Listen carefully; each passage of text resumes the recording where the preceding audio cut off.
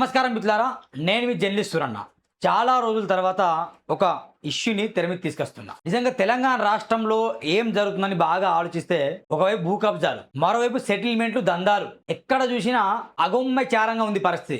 ఎవరి బాధ వాళ్ళదే, పోలీసుల పనితీరు పోలీసులదే, రౌడీజం, గూండాయిజం, అరాచకం, అక్రమాలు, దౌర్జన్యాలు ఇవి విపరీతంగా పెరిగిపోతున్నాయి. మరీ ముఖ్యంగా కొమరంభీం ఆసిఫాబాద్ జిల్లాలోని సిర్పూర్ నియోజకవర్గం 001 కాన్స్టిట్యూన్సీలోని దహేగాం మండల కేంద్రంలో మాత్రం విపరీతంగా అరాచకాలు. కొందరు గూండాలు ఒక మూట, మరి బీహార్ బ్యాచో లేకపోతే తెలంగాణ నుంచి వచ్చిన బ్యాచో పక్కన ఉన్న ఆంధ్ర బ్యాచ్ తెలియదు, కానీ ఒక మూట వచ్చి మూకుమ్మడిగా ఒక వ్యక్తిపైన దాడి చేస్తున్నాడు. ఆయన ఏం తప్పేంది? ఆయన ఏదైనా తప్పు చేసిండా?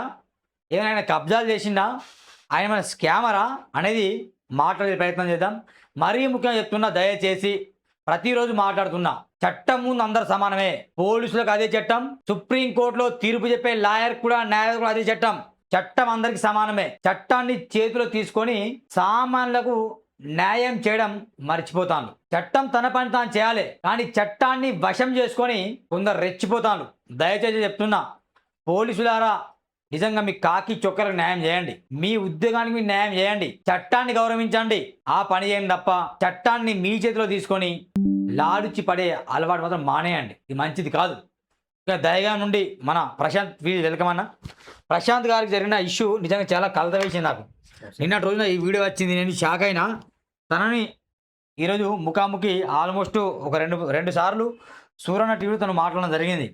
వాస్తవానికి దహేగాంలో ఎన్ని కబ్జాలు ఉన్నాయో అన్ని కబ్జాలు మేము వెలికి తీస్తూనే ఉన్నాం. నిజంగా ప్రశాంత్ ఒక యువ నాయకుడు, గ్రామంలో ఉన్న సమస్యల పట్ల స్పందించే వ్యక్తి, చాలా మంచిగా పోరాటం చేసే వ్యక్తి. తాను తన భూమి మీద వెళ్ళేసి ఒక చిన్న షెడ్ ఏర్పాటు చేస్తుంటే కొందరు రౌడీలు, కొందరు దొంగలు, కొందరు రౌడీ ముఖాలు వచ్చి దౌర్జన్యంగా తనను చంపడానికే ప్లాన్ చేశారు. బహుశా నిజమే. ఆ వీడియో చూస్తే ఏదో తనను కొడదామని ఆ ఆలోచన కాదు తనకి. తనను చంపేసి మూటలో కట్టేసి గంగలో పడేద్దామని కొందరు అనుకున్నాడట. అది జరిగిన విషయమే. అది చాలామంది, నేను నిన్నటి రోజున ట్రావెల్ అవుతూ వస్తున్నా ఎక్కడ సిర్పూర్ కాగజ్నగర్ నుండి హైదరాబాద్కి. అప్పుడు చాలామంది యువకులు చెప్తాను, ఏందన్నా నిజంగా ప్రశాంత్ బతికి బయటపడన్నా, లేకపోతే ఆ మూట వచ్చి అతన్ని చంపేసి నిజంగా ఆ యొక్క సంచిలో పెట్టేసాట ఎక్కడో పడేద్దామని ప్లాన్ చేశారట. చాలామంది అయితే నేను షాక్ అయినా. నిజమా? అది వెంటనే కాల్ చేసి రమ్మని చెప్పడం జరిగింది. అన్న అసలు ఏం జరిగిందన్న? ఏం జరిగింది అసలు? నిజంగా మిమ్మల్ని చంపాల్సిన అవసరం ఏంది? ఇది భూమి మాకు తాతల తండ్రుల నుంచి వస్తుందన్న. గట్టి ఇలా తాతల తండ్రుల నుండి వస్తుంది, మాకు వారసత్వంగా వచ్చింది భూమి. 1970లో మా తాత. ఎన్ని ఎకరాల భూమి అది? అది 3 ఎకరాల భూమి. అయితే మేము గతంలో కరెక్ట్ 3 ఎకరాలు ఏమైనా గుంటలు ఉండా? క్లారిటీ చెప్పాలి పబ్లిక్ కి. 3 ఎకరాలు మేము ఉన్నది, మా తాత ఉన్నది 3 ఎకరాల భూమి. అయితే అది గతంలో కొంత అమ్ముకున్నాము. ఇంకా కొంచెం ఉండే భూమి, అది మేము దాని అట్లనే కబ్జాలో ఉన్నాం, నడుస్తుంది. అయితే కొందరు వ్యక్తులు మా దగ్గర బయానా తీసుకున్నారు, మాకు బయాన్ ఇచ్చిండ్రు. మా దగ్గర రిజిస్ట్రేషన్ లేదని చెప్పేసి పట్టదారు దగ్గరికి పోయి రిజిస్టర్ చేసుకొని వచ్చి మా మీదకి తగాదకు రాకట దొంగతనం రిజిస్టర్ చేసుకొని వచ్చి ఇది చేసింది. ఈ విధంగా ఎట్లా చేస్తామని చెప్పేసి ముందుగా మా కమ్మీలకి ఎట్లా ఇది చేస్తామని చెప్పేసి మేము పట్టదారు దగ్గరికి పోతే, ఆ పట్టదారు నన్ను మోసం చేసిండు. 10 గుంటలే అని చెప్పేసి 3 ఎకరాలన్నర చేసుకొని వచ్చిండు. ఇది నన్ను కూడా మోసం చేసిండు అని చెప్పేసి కలెక్టర్కి, ఎస్పీకి, డిఎస్పీకి అప్పుడు పెట్టుకుంటే ఆ పట్టా ఇంప్లిమెంటేషన్ కాలే, అక్కడితోటే ఆగింది. ఇక్కడ వీళ్ళు ఆ రిజిస్టర్ ఏదైతే కాలేదో ఆ కాగితాల ఇంప్లిమెంటేషన్ కాని కాగితాలను పట్టుకొని పెద్ద మనుషులకు రాకట, పోలీస్ స్టేషన్కి పోకట, ఇదంతా జరిగింది. ఈ పెద్ద మనుషులు ఏం చేసిండు, అప్పుడు 2016లో పంచాయతీ చేసింది. ఏమొచ్చింది? భూమి మీద వచ్చిందా? భూమి మాదే, మేమే కబ్జాలు ఉన్నాము. అయితే వాళ్ళు మాకు పైసలు ఇవ్వలే, మా దగ్గర బయానా పెట్టిండ్లు, పోయిండ్లు, మా మీదకి తగాదకు రాకట. ఈ విధంగా మాకు పైసలు ఇవ్వకుండా వాళ్ళు ఈ డైరెక్ట్ పొజిషన్ మీదకి వచ్చి దౌర్జన్యానికి ఇప్పటి వరకు అదే పరిస్థితి ఉన్నదన్న. నేను నిన్న నా భూమిలో నేను షెడ్ వేసుకుంటే, షెడ్డుని మొత్తం ఒక 10 మంది రౌడీలను తీసుకొని వచ్చి, వీళ్ళు 4 ఉంటారు. వీళ్ళ మరి ఏంది ఈ దొంగలు ఎవరు మరి? ఇందరు వచ్చిన దొంగ ఎక్కడ? వీళ్ళు వాళ్ళది మంచిగా దాగిపిచ్చి పట్టుకొని వచ్చింది సార్ అన్న. ఈ ఇప్పుడు ఈ ఎస్కే అహ్మద్ వాళ్ళ రిలేషన్స్ వీళ్ళందరూ. ఆ, ఆ! వీళ్ళు వీళ్ళెక్కడ ఇది దైగాం కాదు వీళ్ళది. ఆ, ఎస్కే అహ్మద్ ఇగో ఈ బుడిపల్లి ప్రకాష్ ఈయన కనబడతాడు. ఇగ తోట రాజు, ఉమ్. చప్పుడే తిరుపతి. నువ్వే కదా తవాలేసింది. టవల్ వేసుకున్నది నేనే అన్న. వీళ్ళందరూ నా మీదకి దౌర్జన్యంగా వచ్చింది. ఆ వెనుకున్న ఇది ఆ షెడ్డుని నేను షెడ్ వేసుకుంటే షెడ్డుని మొత్తం కూలగొట్టిండ్రు. ఉమ్. ఇగో అది కథ. ఆ ఎస్ఐ ఇంటే ఎస్ఐ వీళ్ళు పోలీసు వాళ్ళు రాకపోయేది ఉంటే వీళ్ళు నన్ను చంపేసేటోళ్ళు అన్న. అంతేనా? ఒకసారి కాల్ చేద్దాం మిత్రులు ఎస్ఐ గారికి. మరి నిజంగా ఇంత ఘోరాతి ఘోరంగా సిచ్యువేషన్ జరుగుతుంది. మరి ఎస్ఐ గారు మరి నిజంగా ఈ పాడికి రిమాండ్ పంపించాలి. ఎవరు ఎస్ఐ గారు ఈ పాడికి కేసు బుక్ చేయాలి, రిమాండ్ పంపించాలి. ఎవరో ఫిర్యాదు ఇచ్చినా పంపిస్తామంటే అది తప్పు. మీ కళ్ళ ఏమిట జరగని చూడండి ఎంత ఘోరం కళ్ళ ఏమిటో జరుగుతున్న విషయం ఇది. చంపేద్దామని వెళ్ళేది బహుశా బతికి బయటపడాడు ఆయన. మరి మరి ఏం చేస్తాడు ఎస్ఐ? మరి సమాధానం చెప్పాలి. మీ దృష్టికి వచ్చిన మరి మీరు ఏం చేయాలి? వెంటనే ఎఫ్ఐఆర్ నమోదు చేసి రిమాండ్ పంపించాలి వాళ్ళని. ఈ దొంగల మూట ఎవరో, ఈ దౌర్జన్యం చేసేది ఎవరో. ఇతనేమో బ్రతుకు తెరువు కోసం ఒక షెడ్ ఏర్పడి ఏవో చిన్న పాడిగా బతుకుదాం, చిన్న బిజినెస్ చేసాం ఆయన అనుకుంటే షెడ్ని మొత్తం కూలగొట్టిండ్రు, దౌర్జన్యంగా వచ్చిండ్రు. ఇతని భూమి ఇతందే, ఆ రేకులు ఇతనివే, షెడ్ కట్టిన ఇతని మీద దౌర్జన్యం. నువ్వు కొట్టడానికి వస్తాను చూడండి. ఆ పాడి కానిస్టేబుల్ వచ్చిన బతికి బయటపడాలి, లేకపోతే చంపేవాళ్ళు బహుశా. మరి ఈ ఎస్ఐ గారి కాగితం, ఎస్ఐ నెంబర్ కూడా ఇక్కడ ఉంది. కాల్ చేసే ప్రయత్నం చేసాం మిత్రులారా. 87 దాడి. ఈ వీడియోనే దాడి జరుగుతుంది. ఆల్రెడీ కొడతాను తానే అన్న కొట్టిన మిమ్మల్ని దాడి చేసిండ్రు, కొట్టిండ్రు. కొట్టింది కదా. సో మన ఎస్ఐ కాగితం లైవ్లో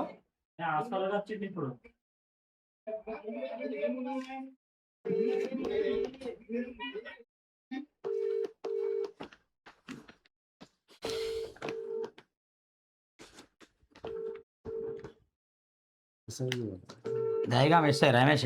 హలో సార్, నమస్కారం సార్. నమస్తే, చెప్పండి. సార్ నా పేరు జర్నలిస్ట్ సూరన్న సార్. మీకు ప్రజెంట్ లైవ్లో కాల్ చేస్తున్నా. ఇది యూట్యూబ్ ఛానల్ నుండి మాట్లాడుతున్నా, Suranna TV.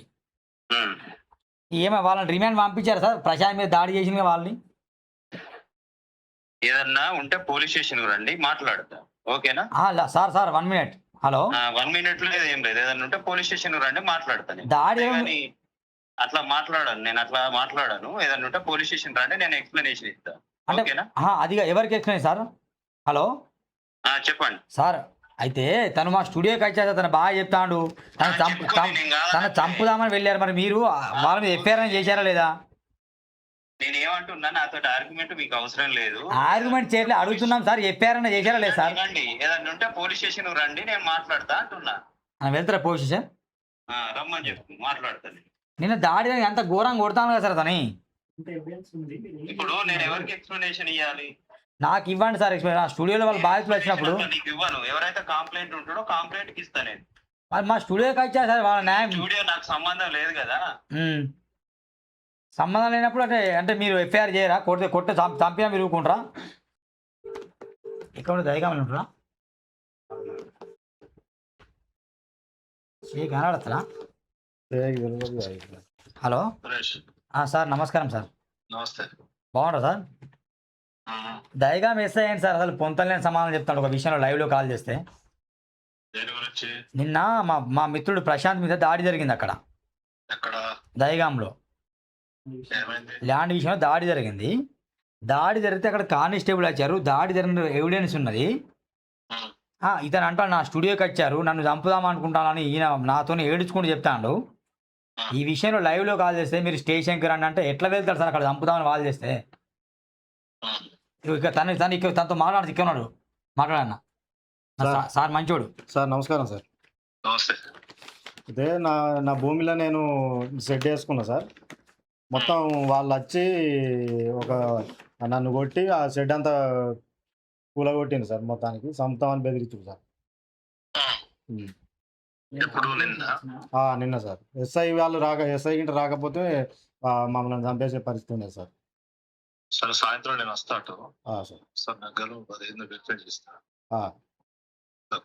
SI sir. Hello sir. SI గారు నిజంగా సార్ ఎట్లా మాట్లాడో తెలుస్తలేదు ఆయన పాపం. ఒకసారి మాట్లాడతా. ఎస్ఐ గారితో మాట్లాడతా అందరు రండి అంటే నిన్న ఎట్లా వస్తారు సార్? ఇక్కడ వాళ్ళు అక్కడ న్యాయం అవుతుందని చెప్పి ఇక్కడ స్టూడియోకి వచ్చిండ్రు, కంప్లైంట్ ఇచ్చా మాట్లాడు, కనీసం ఎఫ్ఐఆర్ కూడా చేయలేదు. నేను పోతా ఈవినింగ్ ఇవాళ అటు పోయేది ఉంది. పోయి వెరిఫై చేస్తా. చేయండి సార్, రైట్ సార్. అక్కడ నేను సీఏ ఎంత పద్ధతిగా మాట్లాడతాను. ఎస్ఐకి ఏమైంది మరి? ఎస్ఐకి ఏమైంది మరి? నేను మరీ చెప్తున్నా, మీరు అరాచకాలు మానండి. దయగా ఎస్ఐ గారు రెస్పెక్ట్ ఇచ్చి మాట్లాడుతున్నా. మీకున్న పదవికి మీకున్న హోదాకు మేము రెస్పెక్ట్ ఇచ్చి మాట్లాడుతున్నాం. మీరు పబ్లిక్ పట్ల చూడండి, పబ్లిక్ సమస్యలు తెలుసుకోండి. ఒక వ్యక్తి ఫిర్యాదు ఇవ్వడానికి వచ్చినా, ఎవరు వచ్చినా కనీసం వాటర్ ఇవ్వండి, మంచిగా కూల్ వాటర్ అన్నా నార్మల్ ఇవ్వండి, కూర్చోబెట్టండి, వాళ్ళ సమస్యలు కనుక్కోండి. 100 మంది కాల్ చేస్తాను మాకు. దయగాం పోలీస్ స్టేషన్లో న్యాయమే జరగట్లేదని 100 మంది కాల్ చేస్తాను మాకు. ఎస్ఐ గారు తమాషాలు చేయకండి చెప్తున్నా, అర్థమైందా? దాడి జరిగింది వాస్తవం, కుట్రానికి వెళ్ళింది వాస్తవం, కానిస్టేబుల్ వచ్చింది వాస్తవం. మరి ఎఫ్ఐఆర్ ఎందుకు చేయలేదు? ఎఫ్ఐఆర్ చేయాలా వద్దా? రిమాండ్కి పంపించాలా వద్దా? అంత అమాయకుడేనా? ఎవరి మీద మీ ప్రతాపం? ఎస్ఐ గారు సమాధానం చెప్పండి. సిఐ గారు ఎంత మంచిగా రెస్పాండ్ ఇచ్చిండు, మేము వెళ్తాం కనుక్కున్నామని చెప్పిండు. మీరు రండి, స్టేషన్కి రండి, మీకు సమాధానం అవసరం లేదు, సూరన్న మీకు సమాధానం చెప్పా, మీరు రండి. ఏ క్యాబ్ ఆతే? ఆ చట్టాన్ని మీ చేతిలో తీసుకుంటారా? అదే నేర్పిస్తుందా మీ ధర్మం? నేను మరీ చెప్తున్నా, 100 పీరియడ్లు వస్తున్నాయి, 100 పీరియడ్లు వస్తున్నాయి దయగంలో. మరి ఏం చేస్తాను? ఎస్ఐ గారు ముందు మీ పద్ధతి మార్చుకోండి, మీ పద్ధతి మార్చుకోండి. నేను చెప్తున్నా, తమాషాలు చేయకండి, మీ పద్ధతి మార్చుకోండి. నిజంగా ఎట్లా ఎవరి మీద కేసు, ఎవరి వైపు న్యాయం వాళ్ళ వైపు ఉండండి మీరు, అంతేగాని చెప్పండి మరి వాళ్ళు మాకు డబ్బులు ఇచ్చి కట్టలు మేము ముంచుకున్నాం అని చెప్పండి. మరి మేము వదిలేస్తాం, ఆపాలని చెప్పండి. ఏమంటావు? న్యాయం చేయండి మేము కాల్ చేస్తే మీరు ఇట్లా మాట్లాడతారా? రిజైన్ చేయండి. మరి ఎందుకు మరి రిజైన్ చేసి పడేయండి. మేము మీ మీద డీజీపీ వెళ్ళి ఫిర్యాదిస్తాం కరెక్ట్గా. మీ పరిపాలన, మీ పనితీరు బాగలేదు, ఎవరిని పట్టించుకోరు, సరిగా మీరు అసలు ఉండరు అక్కడని. ఈ మాటలు వద్దేస్తాయి గారు, మళ్ళీ రెస్పెక్ట్ ఇచ్చి చెప్తున్నా, పద్ధతి మార్చుకోండి. తమాషాలు మాతో చేయకండి, జర్నలిస్టులతో. మేము ప్రజల కోసం ఫైట్ చేస్తున్నాం. మీరు ఎట్లా ఫైట్ చేస్తాం, మేము అట్లా మీకంటే ఎక్కువ ఫైట్ చేస్తున్నాం పబ్లిక్ కొరకు. What is what?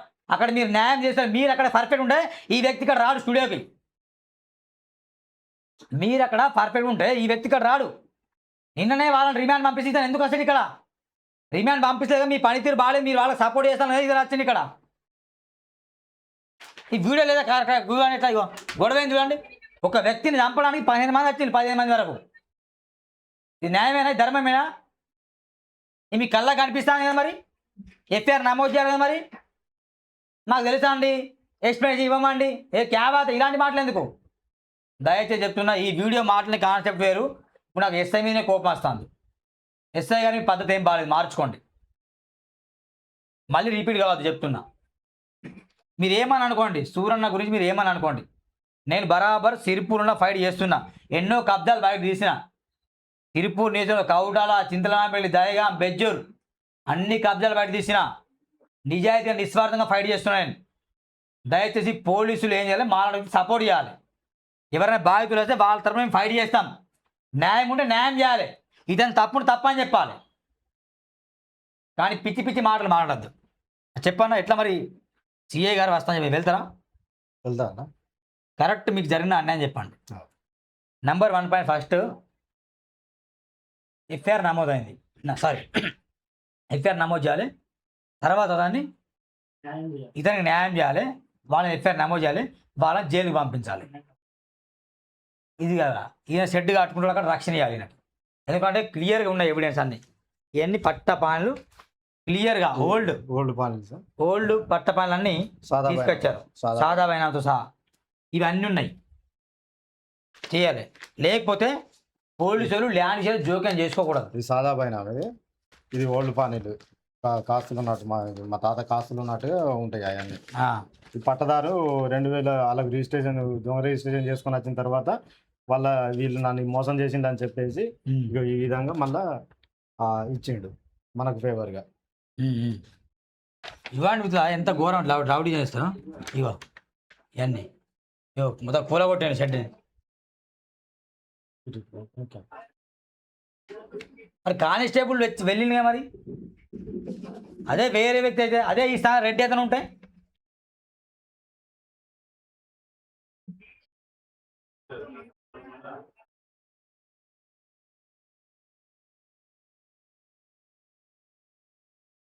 అదే నామకే వ్యవస్థ వచ్చి నామకే వ్యవస్థ పోయిన పోలీసు వాళ్ళు కరెక్ట్ చెప్తున్నా. చిత్తశుద్ధి ఉంటే తనకు న్యాయం చేయండి, వాళ్ళని ఎఫ్ఐఆర్ నమోదు చేయండి, ఆ దౌర్జన్య మూడని బొక్కలో వేయండి, తను ఆ భూమి మీద షెడ్ కడతాడు, ఆయన రక్షణ కల్పించండి. ఇది మా demand. Thank you very much.